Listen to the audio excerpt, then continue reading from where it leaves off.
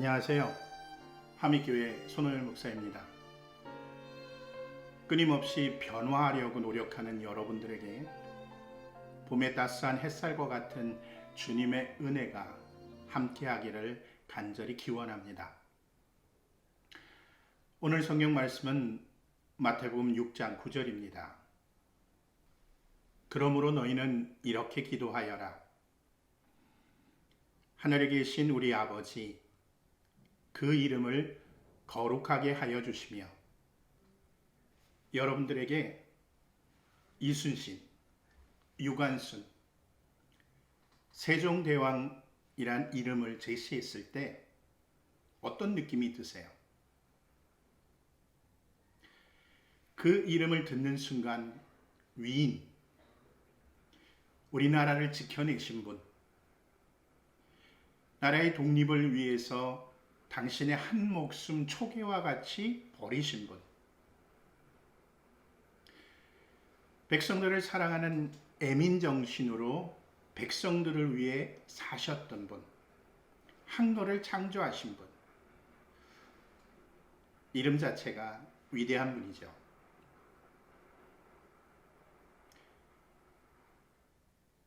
그에 반해서 히틀러, 연산군과 같은 이름을 들을 때는 어떠세요?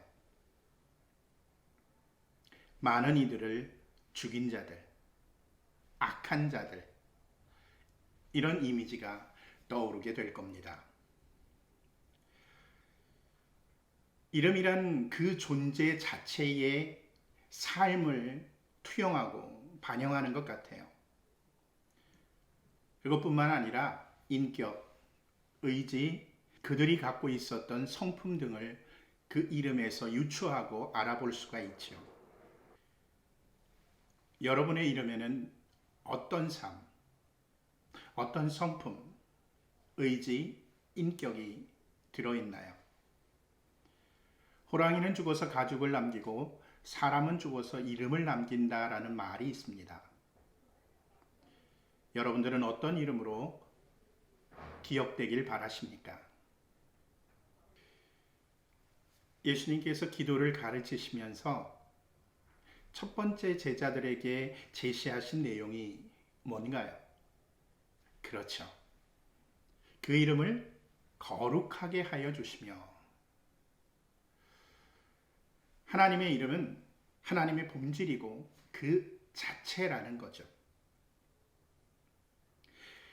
그렇다면 예수님께서는 왜 그 이름을 거룩하게 하여 주십시오라고 첫 번째 기도로 말씀하셨을까요? 아마도 예수님이 가장 바랬던 부분이 아닌가 여겨집니다. 예수님은 하나님의 이름이 모든 이들로부터 거룩하게 되길 바라셨던 거죠. 이 이야기는 예수님께서 이것을 가장 바랬고 첫 번째로 말씀하신 이유가 당시 유대인들은 하나님의 이름을 거룩하게 하지 못했다라는 사실로 유추해 볼 수 있습니다. 다시 말해서 오히려 하나님의 이름을 거룩하게 하기보다는 욕되게 하고 있음을 우리는 알 수 있죠. 자, 그 이름을 거룩하게 하려면 먼저 그 이름이 불려져야 합니다. 근데 이 하나님의 이름을 부른다는 것, 찾는다는 것은 그분을 인정한다라는 것이에요. 그분을 믿는다라는 겁니다. 그 하나님의 인격이, 그리고 그 하나님의 성품이 임하는 곳이다 라고 말할 수 있어요.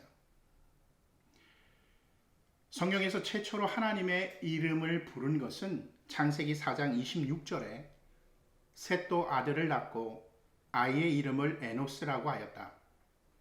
그때에 비로소 사람들이 주님의 이름을 불러 예배하기 시작하였다. 결국 셋의 아들이었던 에노스 때부터 하나님의 이름이 불려진 겁니다. 우리들이 믿음의 조상이라고 부르고 있는 아브라함 역시 창세기 12장 8절에 아브라함은 또 거기에서 떠나 베델의 동쪽에 있는 산간 지방으로 옮겨가서 장막을 쳤다. 서쪽은 베델이고 동쪽은 아이이다. 아브라함은 거기서도 제단을 쌓아서 주님께 바치고 주님의 이름을 부르며 예배를 드렸다라고 했고, 창세기 13장 4절에 그곳은 그가 처음으로 제단을 쌓은 곳이다. 거기에서 아브라함은 주님의 이름을 부르며 예배를 드렸다라고 하나님의 이름을 부르고 예배를 드린 것을 알 수가 있죠. 하나님을 인정하고 경배하고 믿는 사람만이 하나님의 이름을 부르게 됩니다. 여러분들이 세상에 나가서 믿지 않는 사람들이 진심으로 하나님의 이름을 부르는 걸 보셨나요? 예수님 믿는 사람들이 예수님의 이름을 부릅니다. 하나님의 이름이 불려지는 그곳에 하나님을 섬기고 믿는 사람들이 있는 거예요. 그리고 하나님의 이름을 부르는 그곳에서 놀라운 구원의 역사는 시작되는 겁니다. 사도행전 2장 21절에 그러나 주님의 이름을 부르는 사람은 구원을 얻을 것이다 라고 기록하고 있습니다. 하나님의 이름, 예수님의 이름이 구원의 길인 거죠. 여러분들, 하나님께서 왜 이스라엘 백성들을 불렀습니까? 이스라엘 백성들을 선민으로 선택하신 이유가 뭐죠? 아주 간단한 이유입니다. 이스라엘 백성들이 하나님을 잘 섬기고 하나님의 말씀에 순종할 때에 그 이름을 거룩하게 만들 때에 구원을 받고 복을 받게 되어지는 거죠. 그 모습을 보고 다른 이방 사람들, 즉 모든 세상의 사람들이 하나님의 존재를 알게 되고 그의 이름을 알게 되고 그분이 참신임을 깨닫고 구원받게 하려는 샘플로서의 부름이었어요. 따라서 이스라엘은 하나님의 이름을 찬양하고 그분을 경배해야 했고 그 말씀에 순종해야 했습니다. 근데 그들이 어떻게 됐죠? 스스로 이 구원의 길을 막아버렸어요. 하나님이 주신 복이 도리어 그들을 교만하게 빠뜨렸고요. 복에 취해서 그 복만을 중요하게 여겼습니다. 그리고 이방 사람들과 다를 바 없는 우상을 섬기는 것 같이 하나님을 섬겼어요. 자신들의 복을 위해서. 그러다 보니 어떻게 됐습니까? 도리어 이방 사람들을 섬기고 그들을 하나님 믿게 했어야 되는데 이방인들을 무시하고 그들을 배척하고 이방인들과 별반 다르지 않는 삶을 살게 된 거죠.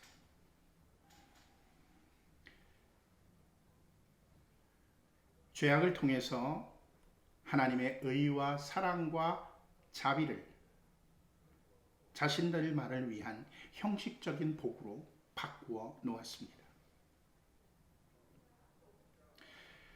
하나님께서 요구하신 예배, 제사 역시 변질되어져서 지극히 형식적으로 드려졌고 복을 구하는 도구로 전락해 버렸죠. 하나님은 자신의 이름을 거룩하게 여기지 않는 이스라엘 백성들에게 저주를 내리셨고요.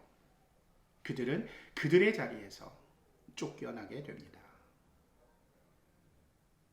오히려 그들은 이방인들의 비웃음거리가 되었죠.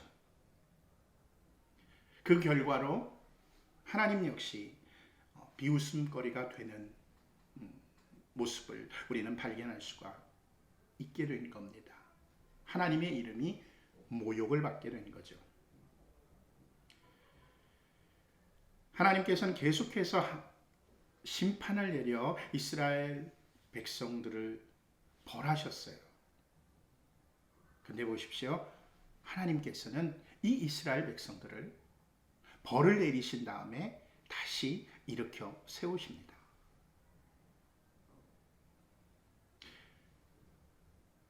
이렇게 하신 이유가 있겠죠. 에스겔서 36장 22절을 보면 그러므로 너는 이스라엘 족속에게 전하여라. 나 주 하나님이 이렇게 말한다. 이스라엘 족속아, 내가 이렇게 하려고 하는 까닭은 너희를 생각해서가 아니라 너희가 여러 나라에 흩어져서 가는 곳마다 더럽혀 놓은 내 거룩한 이름을 회복시키려고 해서다. 하나님은 이스라엘을 다시 하나님의 이름을 위해 심판하시고 회복하신다라는 거예요. 근데 이것도 한두 번이죠. 계속 반복되어져요. 구약의 이스라엘 역사를 보면 이 반복이 끊임없이 일어납니다. 언제까지? 예수님이 오실 때까지.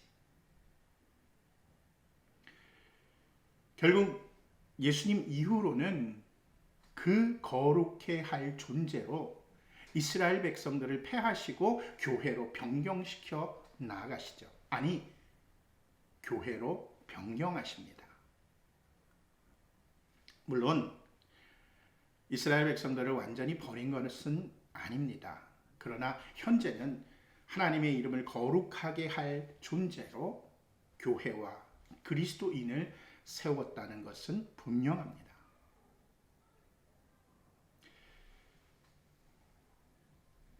근데 여러분들, 지금 현대교회가 어떤 모습입니까? 과거의 이스라엘과 별반 다르지 않게 변질됐어요. 물론 여전히 하나님의 뜻과 하나님의 이름을 거룩하게 하는 그런 그리스도인, 그런 교회들도 많이 있지만 전반적으로 한국 교회가 하나님의 이름을 땅에 떨어뜨리고 있다는 것은 부인할 수 없는 사실입니다. 정말 하나님의 이름을 땅에 떨어뜨려 놓았어요. 교회는 큰 건물만을 의미하지 않습니다. 각자 그리스도인으로도 표현할 수가 있어요. 바꾸어 말해서 그리스도인 한 명 한 명이 하나님의 이름을 땅에 떨어지게 했다라는 겁니다. 그 누가 아니라 나와 여러분들이 그렇다는 거예요. 자신의 복만을 구하고요. 이기적인 욕망으로 다른 이의 구원이 아닌 것에 정말 열심히 매달릴 때도 있습니다. 심지어 안타깝게도 전도를 왜 하느냐고, 복음을 왜 전해야 하느냐고, 우리 교회에 다니고 있는 사람들끼리 열심히 하자고 하는 사람들도 생겨나고 있어요.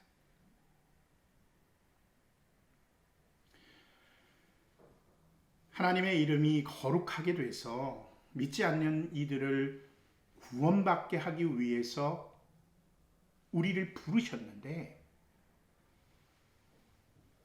자신들의 이기적인 명예를 위해서 하나님의 이름을 이용하고 있다는 거죠.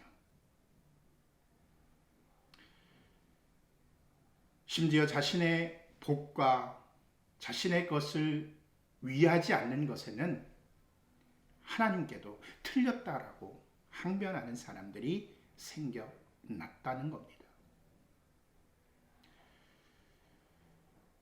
예수님께서 왜 당시 이스라엘 사람들에게, 당시 이스라엘 지도자들에게, 그리고 그의 제자들에게 첫 번째 기도 내용으로 이 말씀을 하셨는가에 대해서 우리가 지금 깊이 생각하고 새겨야 된다라는 겁니다.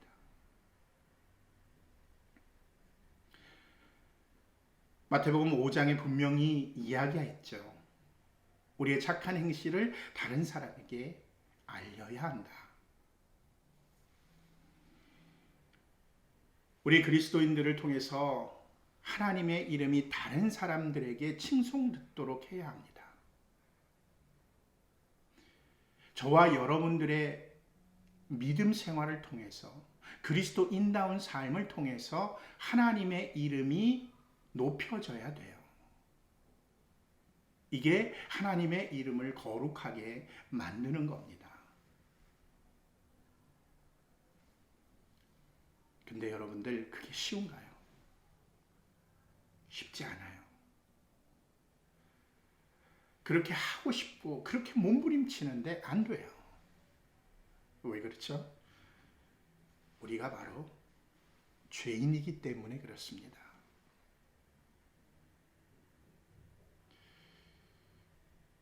그래서 내린 결론이 간단하죠. 우리 스스로가 이것을 완벽하게 이룰 수는 없다. 그리고 사실 죄인된 우리 인간들이 하나님의 이름을 거룩하게 만든다라는 것은 어불성설입니다. 하나님의 이름은 하나님 당신이 스스로 거룩하게 만드시는 거예요. 누구를 통해서? 바로 저와 여러분들과 같은 그리스도인들을 통해서 말이죠. 하나님께서는 스스로 우리들에게 당신을 드러내 놓으십니다. 죄인이지만 무너진 삶을 살지만 다시 당신의 이름을 위해서 당신의 이름을 회복시키고자 당신의 이름을 드러내시려고 우리를 인도하시고 힘을 주시는 거예요. 따라서 우리는 그 이름을 부르며 그 길을 가야 합니다. 이런 사람은 개인의 이름을 위해서 하나님의 이름을 팔지 않아요. 하나님 이름을 통해서 받는 영광을 가로채지 않는다라는 겁니다. 문득 이 말씀을 준비하면서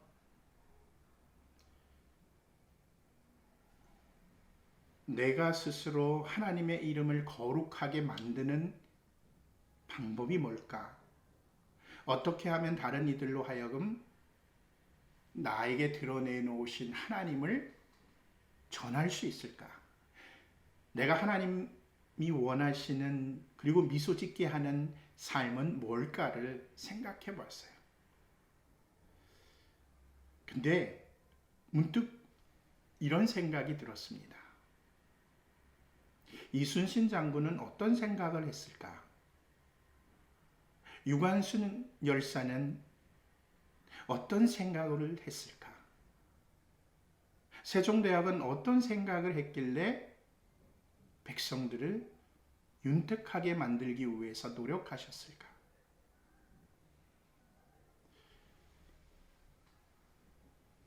마음에 드는 생각이 이순신 장군의 머리에는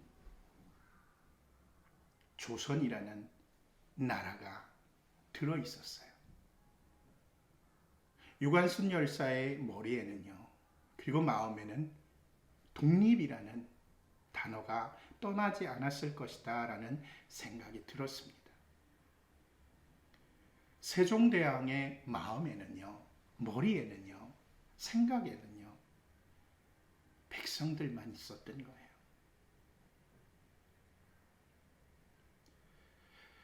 다시 말해서 내가 끊임없이 하나님의 이름, 주님의 이름을 잊지 않는다면 나를 통해서 그분의 성품이, 그분의 인격이, 그의 능력이, 그리고 그의 사랑이 조금이라도 드러나지 않을까라는 결론을 내리게 됐습니다. 사랑하는 성도 여러분, 우리는 예수님께서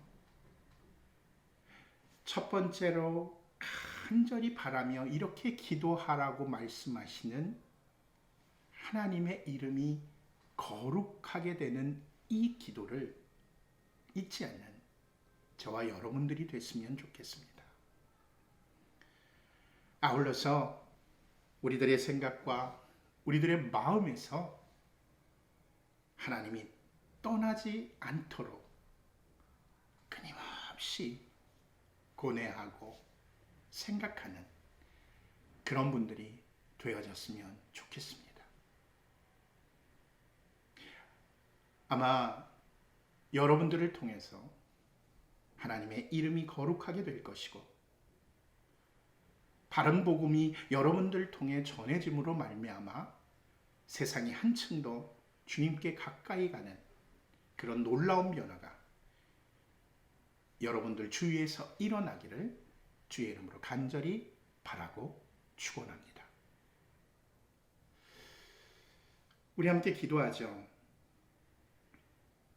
그리스도인으로 하나님의 이름이 거룩하게 되도록 노력하게 하옵소서.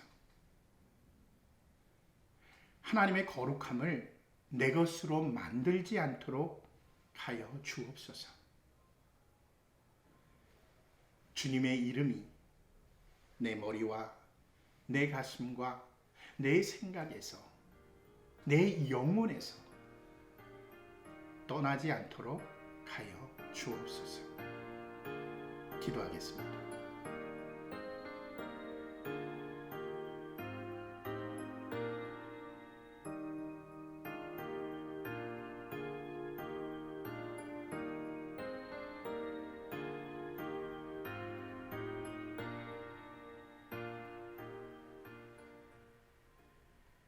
다음 주에 뵙겠습니다.